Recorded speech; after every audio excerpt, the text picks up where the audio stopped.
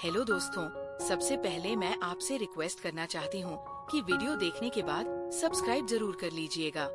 मैं इन वीडियोस को बनाने में बहुत मेहनत करती हूँ और इसी से मैं अपना खर्चा चलाती हूँ। जो भी सब्सक्राइब करेगा मैं दुआ करती हूँ कि उसकी जिंदगी बहुत अच्छी, अमीर और खुशहाल हो। प्लीज प्लीज सब्सक्राइब कर लीजिएगा। अब सुनिए ये कहानी जो मेरी खुद की जिंदगी से जुड़ी है। मेरा नाम सीमा है। मैं एक अकेली औरत हूँ। मेरी दादी ने मुझे अपनी सारी संपत्ति सौंपी थी। वे मेरी जिंदगी की रोशनी थी। दादी की उम्र काफी हो चुकी थी और वे बिस्तर पर पड़ी रहती थी। उनकी सेहत दिन ब दिन गिरती जा रही थी, लेकिन उनके दिल में हमेशा मेरी फिक्र बसी रहती थी। दादी ने अपनी पूरी जिंदगी मेहनत से पैसे कमाए थे। हमारे पास बड़ा सा घर था, अच्छी कार थी और बैंक में इतना पैसा जमा था कि अगर मैं चाहती तो बिना कुछ किए आराम से जीवन बिता सकती। लेकिन दादी की आखिरी इच्छा यही थी कि मैं अपनी जिंदगी संवार लूं। उन्होंने कहा था कि अब मेरी उम्र हो चली है, पता नहीं कब ये आँखें हमेशा के लिए बंद हो जाएं। उससे पहले मैं चाहती हूँ कि तुम्हें सुखी देखूं। दादी ने मेरे लिए अपनी पुरानी सहेली की बेटी राधा को मेरी साथी बनाने का फैसला किया था। राधा बहुत सादगी वाली और मेहनती लड़की थी। मुझे वो बिल्कुल पसंद नहीं थी। ना उसकी बातों में कोई चमक थी, ना चेहरे में कोई ऐसी बात जो मुझे आकर्षित करती। वह हमेशा सिर झुकाए रहती थी, जैसे दुनिया की हर बात से अनजान हो। मुझे तो ऐसी औरतें पसंद थी जो बोल्ड हो, हंसती खेलती हो, जिंदगी में रंग भरती हो। लेकिन राधा तो बिल्कुल उल्टी थी।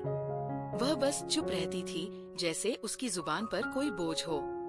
जब दादी ने कहा कि यह उनकी आखिरी इच्छा है, तो मैं कुछ बोल नहीं सकी। दादी की सांसें रुक रुक कर चल रही थी और डॉक्टर कह चुके थे कि अब ज्यादा समय नहीं बचा। अस्पताल का कमरा उदासी में डूबा हुआ था। मैं दादी के बिस्तर के पास बैठी थी।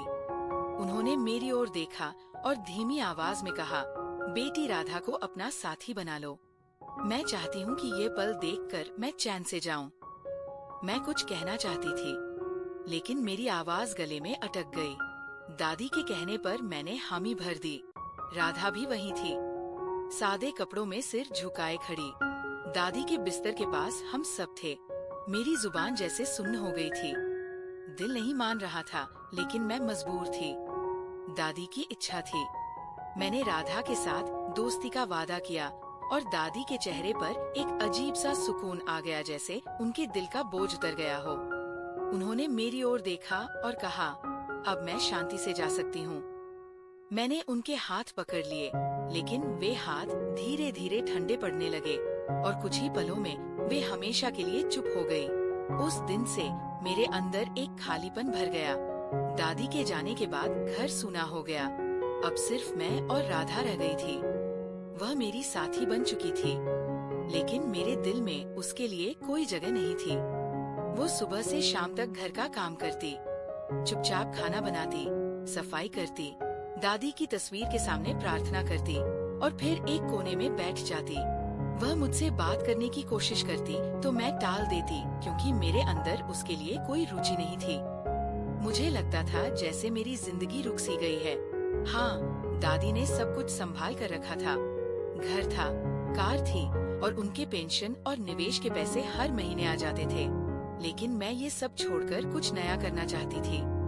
मुझे लगता था कि सिर्फ पैसों से जीवन नहीं चलता, उसमें उत्साह होना चाहिए। मैं अब जीवन के मजे लेना चाहती थी। मैंने सोचा कि अब मैं स्वतंत्र हूँ। अब मुझ पर कोई बंधन नहीं। मैं जैसा चाहूँ वैसा जीऊं। मेरे कुछ दोस्त थे जो अक्सर घर आते। वे सब मेरी तरह खुली सोच वाले थे। उनके साथ बैठकर बातें होती, हंसी मजाक चलता और रातें देर तक गुजर जाती। उन्हीं में से एक ने एक दिन कहा, अब तो राधा तेरे साथ है, अब वो तुझे दोस्तों से मिलने नहीं देगी और कुछ दिनों में तू हमें भूल जाएगी। मैंने हंसकर कहा, ऐसा कभी नहीं होगा। वह लड़की वैसी नहीं है। वह तो मेरी बात पर कुछ कहती ही नहीं। मैंने तो अभी तक उससे ठीक से बात नहीं की। वह घर का काम करती है, खाना बना देती है और अपने कमरे में चली जाती है। मैंने उनसे कहा, कोई मुझे बांध नहीं सकता, मैं तो अब आजाद हुई हूँ। दादी की जिंदगी में मैं उनके आदेशों में बंधी थी। अब ना वे है ना कोई रोकने वाला। अब तो मैं वह सब करूंगी जो दिल चाहता था। जिंदगी को अपने तरीके से जीने का समय आ गया है। ये कहते हुए मेरे दिल में एक अनजानी खुशी थी। मुझे नहीं पता था कि आने वाले दिन मेरी सोच बदल देंगे, लेकिन उस वक्त मैं सिर्फ अपनी स्वतंत्रता का जश्न मना रही थी। जिस तरह दादी ने राधा को मेरे साथ जोड़ा था, वैसा कोई माहौल नहीं था कि कोई कहे अब तुम दोनों साथी हो, साथ रहो। ना कोई खुशी का उत्सव था, ना कोई रंगीन शाम, कुछ भी नहीं था। बस अस्पताल की सफेद दीवारें थी। दादी का कमजोर शरीर था और उनकी सांसें रुक रुक कर चल रही थी। ना मैंने राधा को ठीक से देखा था, ना उसने मेरी ओर नजर उठाई थी। बस एक शांत वादा हुआ था। दादी ने आंखें बंद की और थोड़ी देर बाद दुनिया छोड़ गई। उनके अंतिम संस्कार से लेकर हर रस्म में मैं और राधा अलग अलग रही। वह बस चुपचाप हर बात मानती रही, जैसे जीवन ने उससे सब छीन लिया हो। इसके बाद वह मेरे घर आ गई और अब इस बात को पूरा ईगो हो चुका था। मैंने कभी सोचा नहीं कि वह कहाँ सोती है, कहाँ बैठती है, कैसी है। मैं तो अपने कमरे में सोती थी और वह अपनी दुनिया में खोई रहती थी। उसने भी कभी मेरे पास आकर नहीं कहा कि वह मेरी साथी है या मेरे साथ समय बिताना चाहती है। ना कोई शिकायत, ना कोई सवाल, जैसे उसने किस्मत के आगे सरेंडर कर दिया हो। मेरा स्वभाव भी ऐसा नहीं था कि मैं किसी घरेलू बंधन में फंसती। मेरे दिल में उसके लिए ना कोई लगाव था, ना कोई भावना। मैं बस अपनी मर्जी की जिंदगी जीना चाहती थी। मैंने अपने दोस्तों से भी कह दिया था कि वो घर में है, लेकिन उससे मेरा कोई संबंध नहीं। वह बस खाना बनाती है और घर संभालती है, बस इतना ही रिश्ता है। मैंने इसका पूरा फायदा उठाया। जब भी दोस्त आते, मैं उससे सबके लिए खाना बनवाती।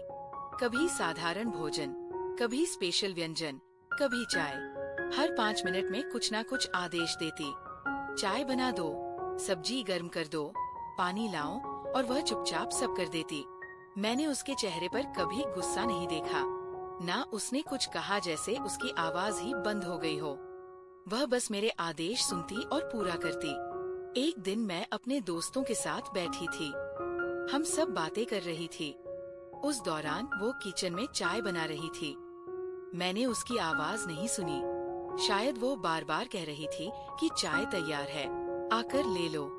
लेकिन दोस्तों की बातों में मुझे सुनाई नहीं दिया। थोड़ी देर बाद वो खुद चाय लेकर आई, हमेशा की तरह खामोश। उसने ट्रे टेबल पर रखी और हंकने लगी। मेरे दोस्तों की नजरें उस पर टिक गई। वह सादे कपड़ों में थी, सिर पर दुपट्टा, चेहरे पर शांति और खामोशी। उसके जाते ही कमरे में सन्नाटा छा गया। फिर एक दोस्त बोली, तेरी साथी देखने में ठीक है? मैंने हंसकर कहा, हाँ देखने में ठीक है, लेकिन बस साधारण है, अनपढ़ है, गांव की सीधी औरत है। मुझे ऐसी औरतें पसंद नहीं। लगता है इनके साथ जीवन का मजा खत्म हो जाता है। ये कुछ बोलती ही नहीं, बातों में कोई रस नहीं। मैंने ये बात मजाक में कही तो एक दोस्त ने हंसकर कहा, अगर तुझे अच्छी नहीं लगती तो हमें दे दे। मैं चौंक कर बोली, क्या मतलब दे दूं? क्या कोई सामान है? सब जोर से हंसने लगी, लेकिन उनकी हंसी में एक छिपा मतलब था। एक बोली, अरे मजाक नहीं, बस एक मौके के लिए, बदले में जितने पैसे चाहे ले ले। एक पल के लिए मैं चुप हो गई। उनकी बात बुरी लगी और नहीं भी। बुरी इसलिए कि वे मेरे रिश्ते की बात कर रही थी, और अच्छी इसलिए नहीं लगी क्योंकि लगा मजाक है। उनके लहजे में हंसी थी, लेकिन वे बार बार वही बात दोहराने लगी। एक बोली, सोच ले, हम अच्छे पैसे देने को तैयार हैं। एक तरफ सबकी हंसी थी, दूसरी तरफ मैं सोच रही थी कि मैं किस रास्ते पर आ गई हूँ। मेरी जिंदगी कहाँ जा रही है? मेरे अंदर सवाल गूंज रहा था। क्या मैं इतनी गिर गई हूँ कि अपनी विश्वास की साथी को भी बेच सकती हूँ? फिर मैंने खुद से कहा, ये कौन सी मेरी साथी है? मैंने तो उसे कभी साथी माना ही नहीं। मैंने तो उसे नौकरानी जैसा रखा है। मैं सोचने लगी कि अगर दोस्तों की बात मान लूँ तो क्या होगा? उस लड़की का कोई परिवार नहीं था, ना माँ बाप, ना भाई बहन जो पूछें। वह तो मेरे घर में छाया जैसी रहती थी। खाना बनाती, काम करती और चुपचाप कमरे में जाती। मैंने मन में सोचा कि मैंने उसे साथी नहीं बल्कि सेविका बनाया है। उसका अस्तित्व मेरे लिए बस इतना है कि वह मेरे आदेश पर काम करे और मेरे दोस्तों के सामने मेरी प्रतिष्ठा बढ़ाए। मेरे दिमाग में लालच ने जाल बिछा दिया। मेरी अक्ल फंसती गई। मैं खुद से कहने लगी कि जब मैं इतना पैसा खर्च कर रही हूँ तो उसे कहीं से तो लाना होगा। दादी की पेंशन और निवेश से मेरी फिजूल खर्ची ज्यादा दिन नहीं चलेगी। खर्चे बढ़ते जा रहे थे। दोस्तों के साथ घूमने फिरने का शौक ऐसा लगा कि बिना उनके दिल नहीं लगता।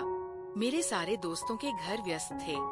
किसी के बच्चे, किसी की सास, ससुर, कोई संयुक्त परिवार में। लेकिन मेरा घर खाली था। ना दादी, ना कोई पूछने वाला। इसलिए मेरा घर उनके लिए मिलने की जगह बन गया और मुझे भी उन बैठकों की आदत पड़ गई। हंसी-मजाक, बातें, बिना फिक्र की शामें बिना इनके अब समय नहीं कटता। एक दिन मैंने फैसला कर लिया, देखती हूँ ये कितने पैसे देती है। मैंने कहा ठीक है, बताओ कितने दोगी? वे 5 थी और अमीर घरों से। उन्होंने कहा हम 50 से 50 देंगे। मैं हंसी और बोली नहीं। अगर कोई आम साथी होती तो मान जाती, लेकिन वो दादी की पसंद है। चाहे दिल से ना हो, लेकिन नाम पर है। वे एक दूसरे को देखकर हंसने लगी। फिर एक बोली चल 1 लाख दे देती है। मैंने देखा और कहा 1 लाख दो और अगली 2 बैठकों का खर्च भी तुम्हारा। उन्होंने तुरंत कहा मंजूर है। मेरे अंदर तूफान उठ रहा था। विवेक की आवाज दब चुकी थी, लेकिन लालच हद पार कर चुका था। मैंने कहा लेकिन ये काम यहाँ नहीं होगा। मेरे घर में कोई देख लेगा, बात फैल गई तो समस्या हो जाएगी। वे बोली ठीक है, हम कोई जगह तय कर लेंगी। फिर उन्होंने शहर के किनारे एक सस्ता गेस्ट हाउस बताया। रात के समय मैंने राधा से कहा मेरे साथ चलो। उसने बिना पूछे सिर हिला दिया। दुपट्टा सिर पर रखे मेरे पीछे चली। मैंने कार चलाई और हम गेस्ट हाउस पहुँचे। वहाँ अंधेरा था, बाहर कोई रौनक नहीं। मैंने कहा तुम अंदर जाकर बैठो, मैं आती हूँ। वो अंदर गई और कोने में बैठ गई। मैंने उसके चेहरे को देखा। वो खामोश थी, जैसे कुछ अंदाजा ना हो। मैंने मन में कहा क्या फर्क पड़ता है, उसके लिए सब एक समान है। मैं बाहर आई, मेरे दोस्त बाहर खड़े थे। उनके चेहरों पर अजीब खुशी थी। मैंने कहा याद रखना सुबह से पहले वापस छोड़ देना। वे बोली चिंता मत कर, सब संभाल लेंगे। मैंने सिर हिलाया और कार में बैठकर घर आ गई। रास्ते भर दिल में बोझ था, लेकिन पैसों का ख्याल आते ही हल्का हो गया। मैं खुद को समझाती रही कि अब कुछ दिन आराम से गुजरेंगे। 5 लाख कमाना आसान नहीं। मैंने आज तक खुद एक नहीं कमाया।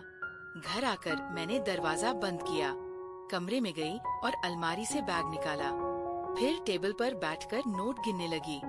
एक एक नोट हाथ से गुजरता तो दिल में नशा दौड़ता, जैसे मैं सबसे चतुर हूँ, जैसे मैंने जीवन का सबसे बड़ा सौदा किया हो। मैंने नोटों के बंडल रखे, 5 बंडल, हर पर 1 लाख। मैं बार बार गिन रही थी, उंगलियों से उनकी आवाज सुन रही थी और मन में हिसाब लगा रही थी कि इनसे कितनी घूमने की योजनाएं बन सकती है, कितनी शामें बेफिक्र गुजर सकती है। रात गहरी हो रही थी। मैं थक गई थी। नोट टेबल पर छोड़ दिए और बिस्तर पर लेट गई। नींद और सुकून पैसों के भरोसे आ गए।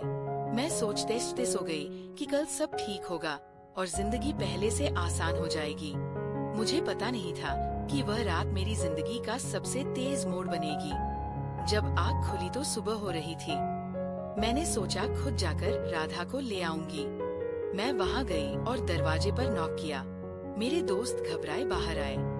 उनके चेहरे पर डर था। मैंने पूछा क्या हुआ? मैं बोली यार बड़ा पंगा हो गया। मैंने कहा क्या शुक्र है वो किसी को बताएगी नहीं, वो तो डरपोक है। एक दोस्त ने कांपती आवाज में कहा नहीं बात नहीं। मैंने पूछा तू क्या? तू दूसरी, यार तेरी साथी मर गई।